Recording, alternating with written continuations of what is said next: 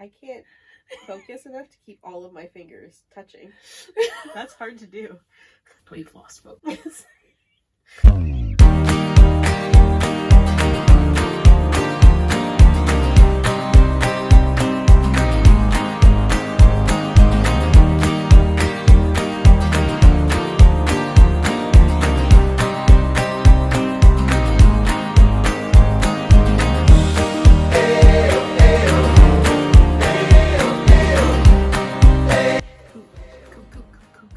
Hi, I'm Carleigh, and that's Michelle, and we're best friends.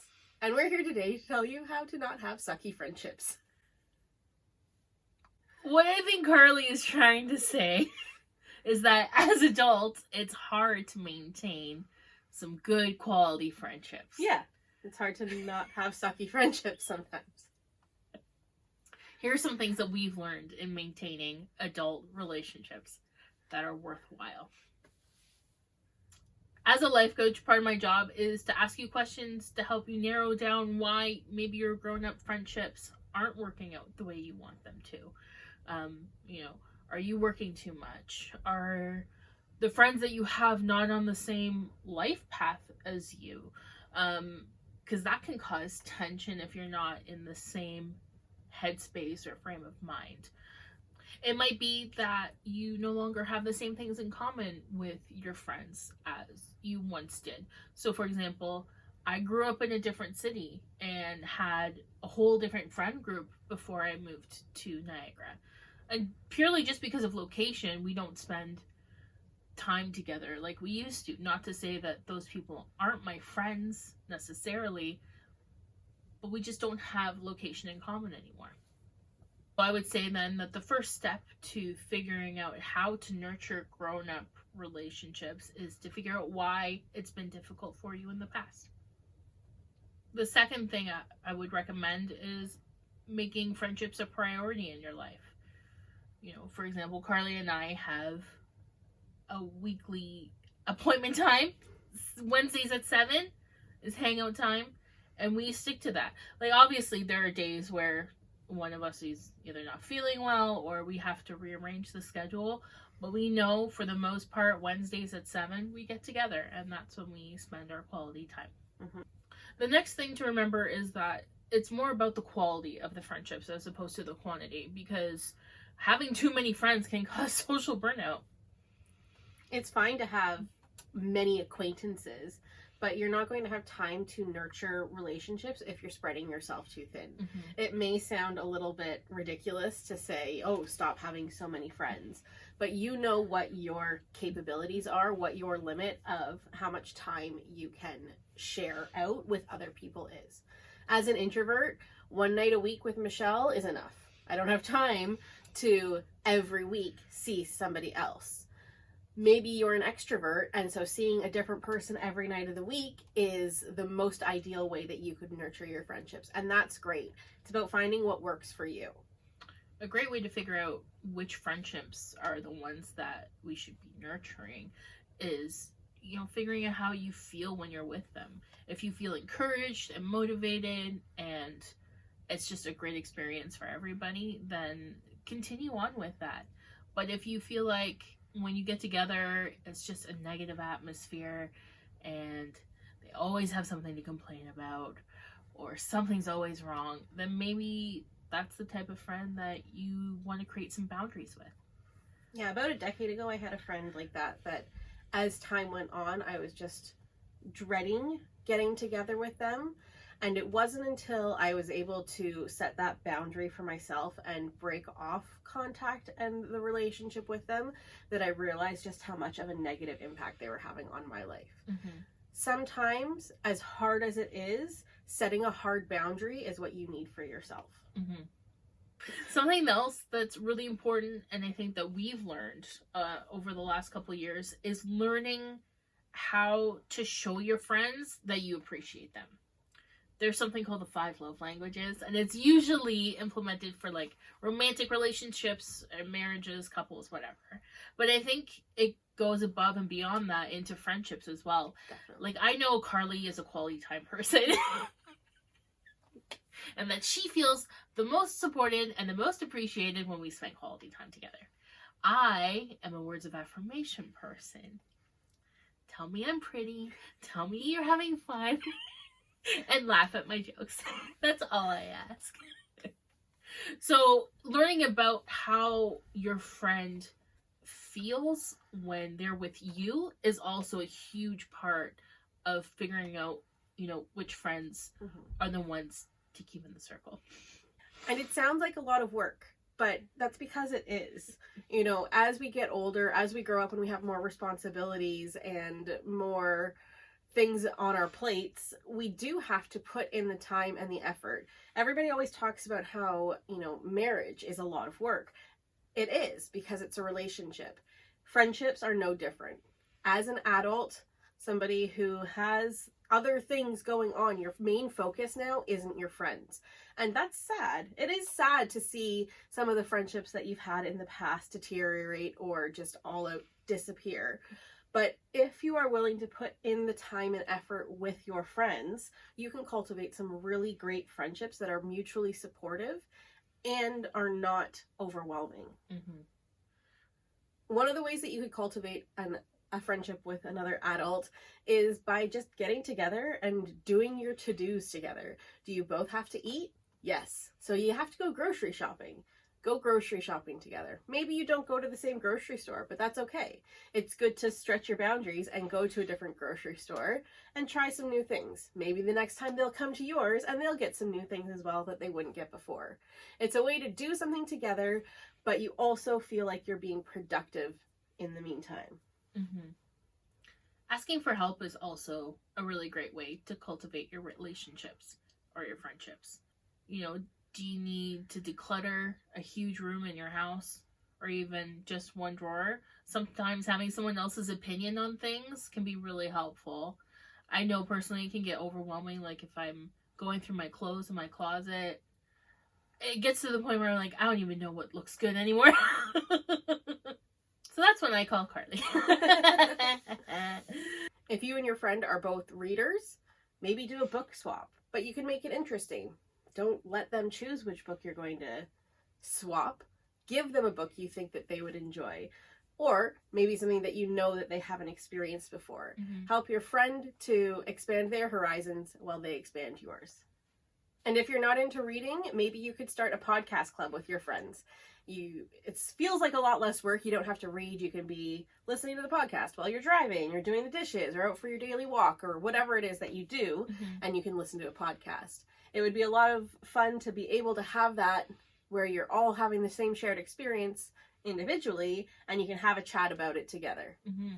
If one of your friends' love languages happens to be gifts, you could always send them a small gift in the mail or drop it off at their doorstep. Sometimes just dropping something off for somebody, even if it's only from the dollar store, is enough to help them remember that you are thinking of them and also for you to show your love for somebody else. One of the easiest ways to maintain a friendship is to just pick up the phone, whether it's video chat or phone or even text message.